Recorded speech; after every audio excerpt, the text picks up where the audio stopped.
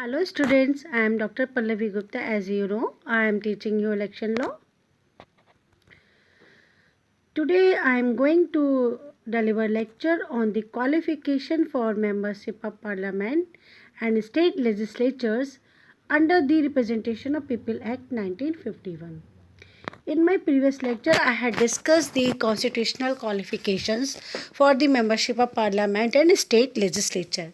Now I will discuss the qualifications for membership of parliament and state legislature under the Representation of People Act 1951.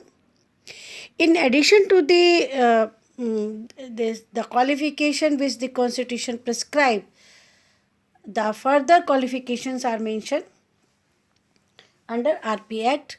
So I will take up the introduction. I will discuss introduction. In introduction, I will discuss the general idea about it, and I will discuss section 3 to.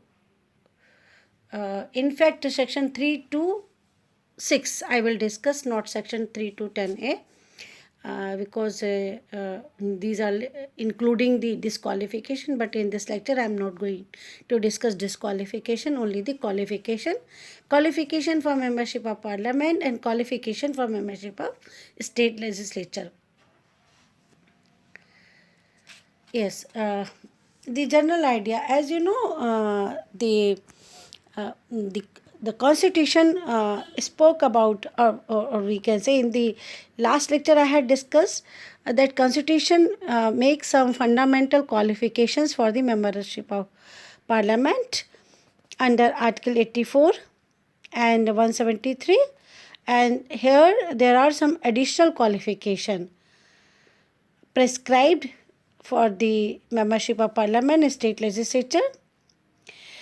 Constitution empowered the parliament to lay down such other qualification for membership of these house as it considered and deemed appropriate from time to time in the interest of the smooth and efficient functioning of these houses, to give true meaning and effect to the other provisions of the constitution, and to keep pace with the changing times in a dynamic and vibrant democracy. Parliament can prescribe such additional qualification not only for its own membership but also for the membership of state legislature. So, in exercise of the power given by the constitution, the only additional qualification laid down by the parliament in this behalf are contained in section 3 to 6 of the RP Act, that is known as Representation of People Act 1951. And as you know, in article 84, Constitution says that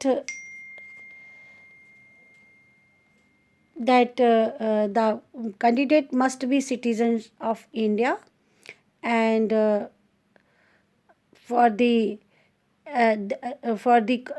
should be some age, and for the council of state the candidate should be of 30 years, and for the house of people the candidate should be 25 years, and other qualification as prescribed by the parliament. So in exercise of the power, the parliament has made the provision. In all these sections, section 3 to 6, the basic qualification prescribed by the parliament is that the candidate should be a registered elector.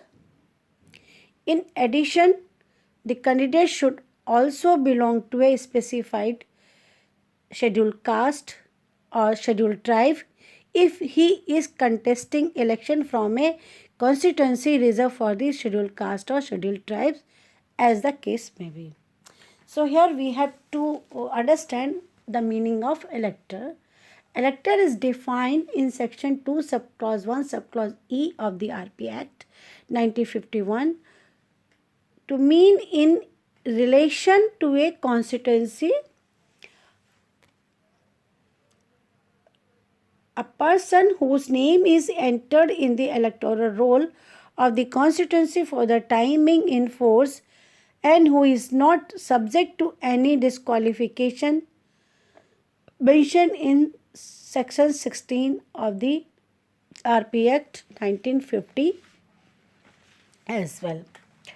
So, as entry in an electoral roll for the timing in force of a constituency shall be conclusive evidence of the fact that the person referred to in that entry is an elector for that constituencies.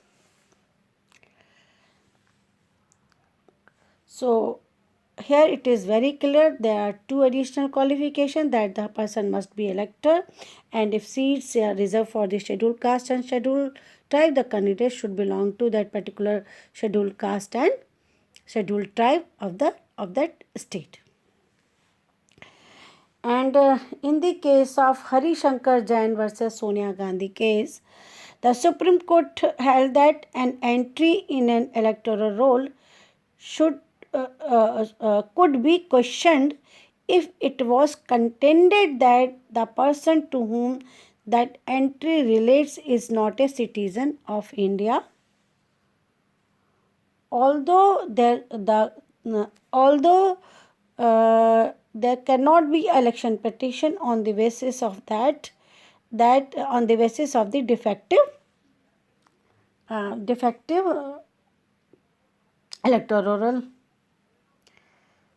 And in the case of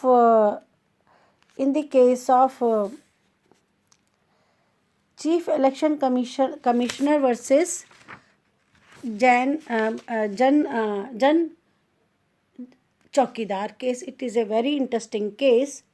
Here, in fact, a question arose whether a person who is confined in a prison, whether under a sentence of imprisonment or a transportation or otherwise, or is in lawful custody of the police and who has no right to vote at an election under section 62 subclass 5 of RP Act 1951 can be regarded as an elector within the meaning of section 2 subclause 1 subclause E of that act.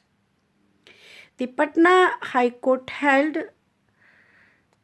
that such a person who had no right to vote under section 62 subclause 5 would neither be a voter nor a elector, and that the law temporarily takes away the power of such person to go anywhere near the election scene. The Supreme Court in 2013 upheld the view of Patna High Court that a person who has no right to vote by virtue of the provision of section 62 subclause 5 of the Act 1951 is not an elector and is therefore not qualified to contest the election to the House of People or the Legislative Assembly by the state. But after passing this judgment, there was some discussion, debate were going on. Therefore, government filed a review petition, keep their rivals away from the election. Government filed a review petition before the Supreme Court, but without waiting for the outcome of this review petition, the government felt that there was urgent need for suitably addressing the situation arising out of the said order of the Supreme Court. Therefore, an act was enacted known as a Representation of People Amendment and Validation Act 2013 with retrospective effect from 10th July 2013 when the Supreme Court has given decision whereby a proviso was added in section 62 subclause 5 to that effect that by reason of a prohibition to vote under this subsection, a person whose name has been entered in the electoral roll shall not cease to be a elector.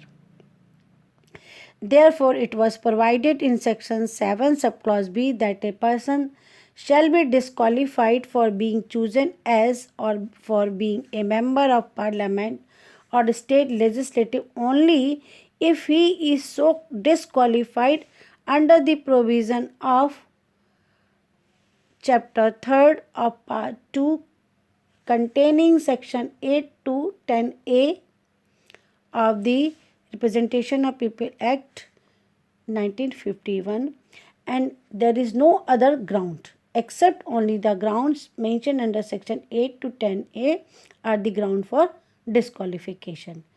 So it was the proviso mentioned there in Section 7 subclause B.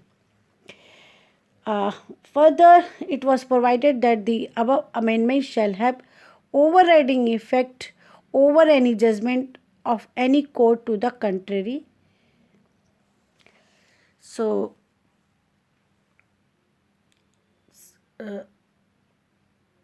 it means if the candidate is under the prison, he will not be disqualified. Now, Section 3. Section 3 to Section 4 are related to the qualification for membership of Parliament, means the qualification for membership of Council of State and the House of People.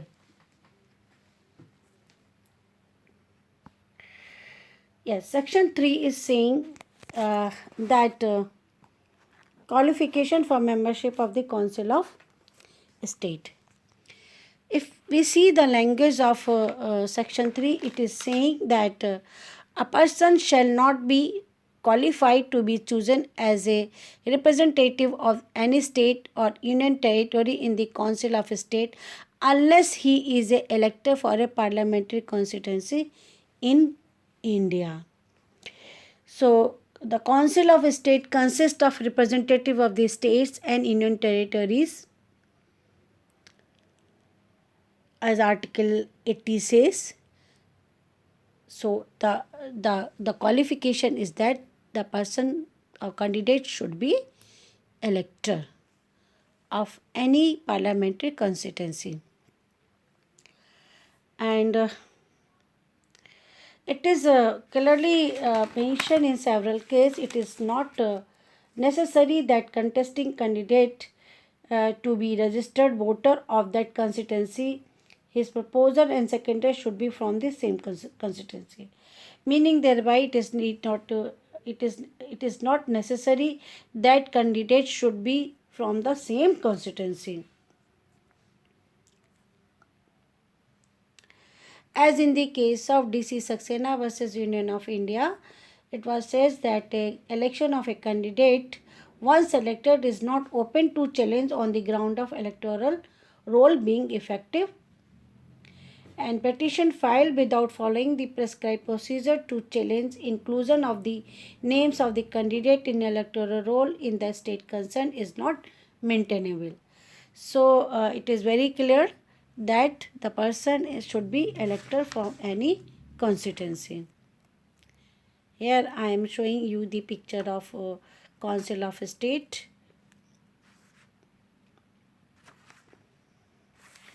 Now Section 4 is talking about the qualification for membership of the House of the People. It says the Council of State consists of representative, not sir.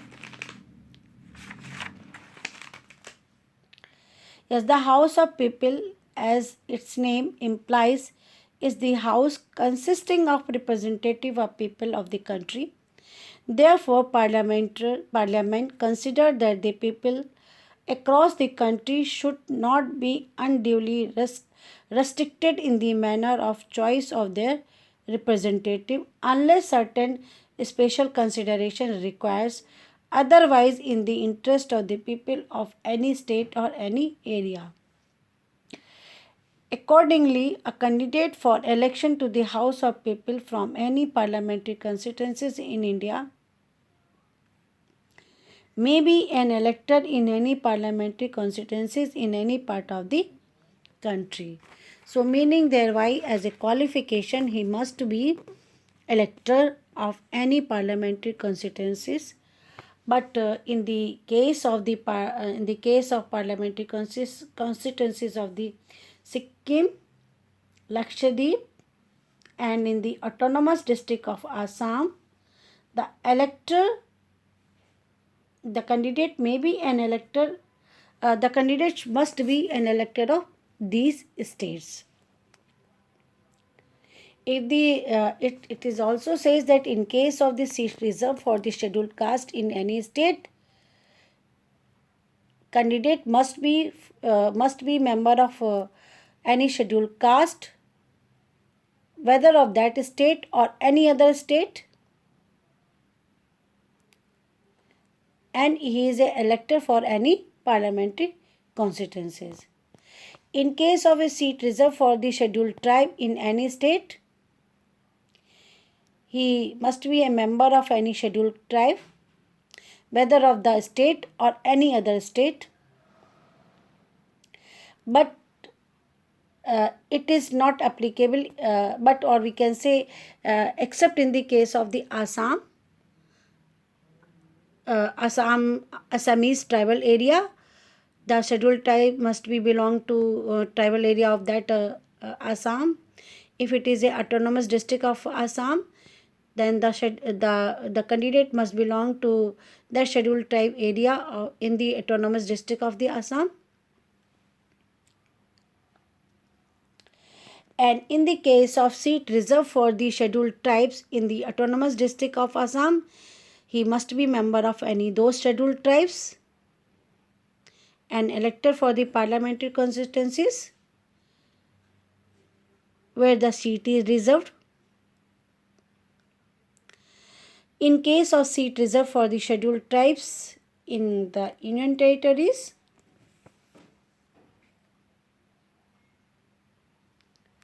yes. In case of the seat reserved for the scheduled tribes in the Union Territories of Lakshadweep, he is a member of any scheduled tribe. He must be a member of any scheduled tribe and is an elector for the parliamentary constituencies of that Union Territory. In case of the seat allotted to the state of Sikkim, he is an elector for the parliamentary constituency. Meaning thereby a candidate for election to the House of the People from any parliamentary constituencies in India may be an elector in any parliamentary constituencies in any part of the country, except the parliamentary constituencies of Sikkim and Lakshadweep and in the autonomous district of the Assam. In case of the Sikkim parliamentary constituencies, the candidate should be an elector of that constituency.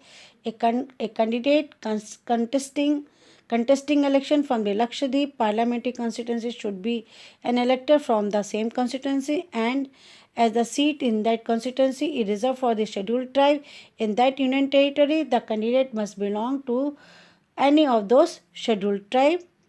In the case of the seat reserved for the scheduled tribes in autonomous district of the Assam, the candidate must belong to any of those scheduled tribes and must also be an elected in one of the parliamentary constituencies in those districts. If a candidate is contesting election in any state or union territories from a parliamentary constituencies in which the seat is reserved for the scheduled caste or scheduled tribe, he must belong to any of the scheduled caste or, as the case may be, the scheduled tribes, whether of that state or any other state, and should be registered as an elector in parliamentary constituencies in any part of India except the autonomous district of the Assam, Sikkim and Lakshadweep. So these are the qualifications which are mentioned there in section 4. And in the case of N.E. Horo versus Jahanara Jaipal Singh. This was the case of 1972. In this case, the respondent was held by the Supreme Court to be eligible to contest election from a constituency reserved for the scheduled tribe on the ground that though she was not a scheduled tribe by birth, but on her marriage to a scheduled tribe person according to the rituals of that tribe and having been accepted by that tribe as its member, she acquired the status of a scheduled tribe member. But in the case of Shobha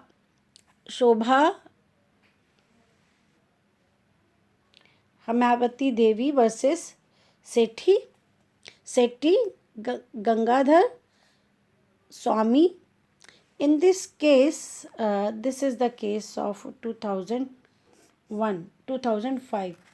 By mistake, I have written here 2000. This is the case of 2005. The Supreme Court held the different decision that a non-tribal who marries a tribal could not claim to contest a seat reserved for tribals. The apex court has observed that Article 330 and 332 speak of the reservation of seats for scheduled tribes in legislature, and the object is clearly to give representation in the legislature to scheduled tribes candidate considering to be deserving of such special protection.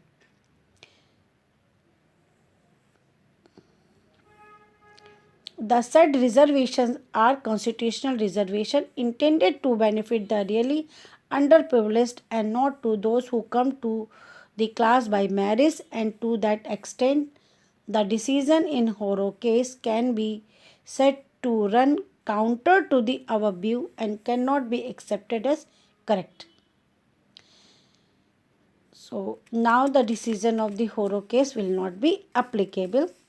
The Supreme Court clarified whether it be a reservation under Article 15.4 or 16.4 or 330 or 332. The said reservation would benefit only those who belong to scheduled caste or scheduled tribe and not those who claim to acquire the status by marriage. So it is very clearly mentioned that if seats are reserved for the scheduled caste or scheduled tribe, members should belong to that scheduled caste and scheduled tribe. Now the qualification for member of a state assembly in section 5 to 7 will be state legislature. It will be discussed section 5 to 7, and the qualification for member of a state legislative assembly and qualification for membership of a state council will be discussed here. Section 5 says that in the case of a election to a state legislative assembly from an assembly constituency, a person shall not be qualified to be chosen unless, means he should be qualified to be chosen for the member of state assembly constituency if in the case of a seat reserved for the scheduled caste or for scheduled tribe of that state, he is a member of any those caste or tribe as the case may be, and is an elector for any assembly constituency in that state except the autonomous district of the Assam. In the case of a seat number 2, he is qualified. In the case of a seat reserved for a autonomous district of the Assam in the legislative assembly of that state, he is a member of the scheduled tribe of any of the autonomous district of the state and is an elector for the assembly constituency in which such seat or any other seat is reserved for that district. And number 3, in the case of any other seat in any state, he is elected for any assembly constituency in that seat. So this is the qualification for the state assembly. If the seats are reserved for the scheduled caste and scheduled tribe, it must belong to that scheduled caste and scheduled tribe. In case of the other state, he is elected for any assembly constituency. Yes, regarding the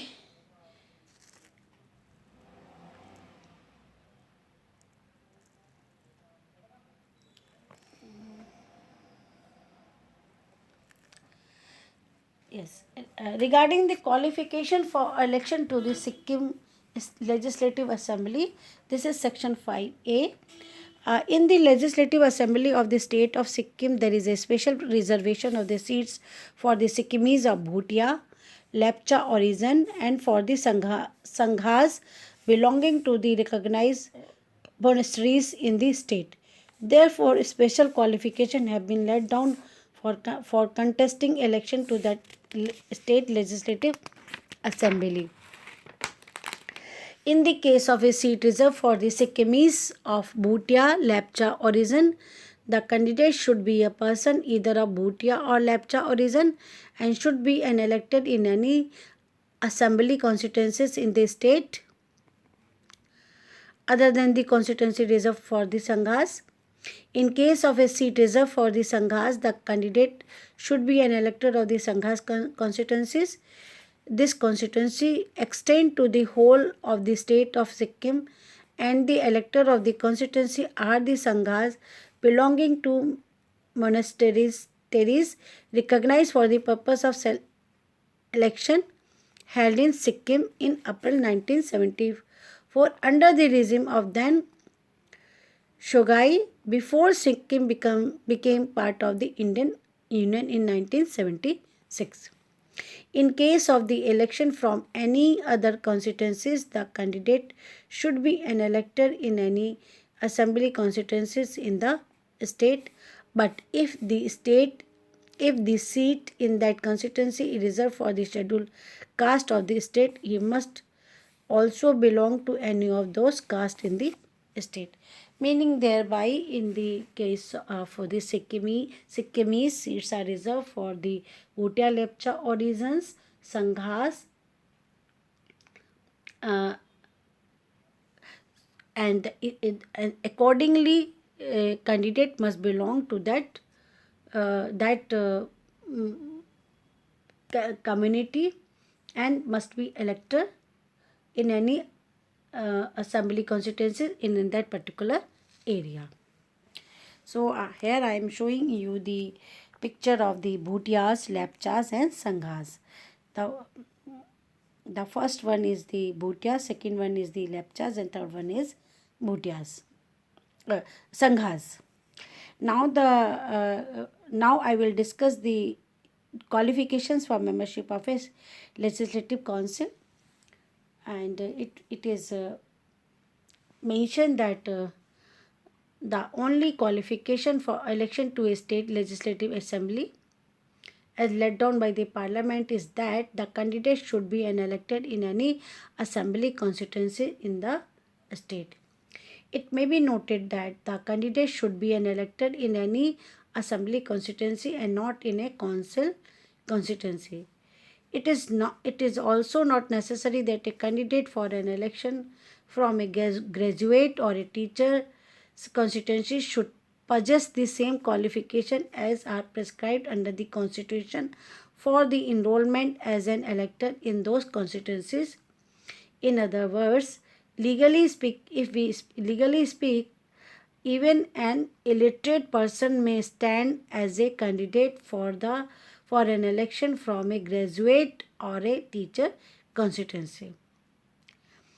The Supreme Court held in G. Narayan Swamy case that the constitution makers never wanted to make it obligatory that only graduates should represent graduates, and therefore the omission to prescribe the qualification that a candidate from a graduate constituency should also be a graduate is deliberate. The Supreme Court again reiterated the same view in NS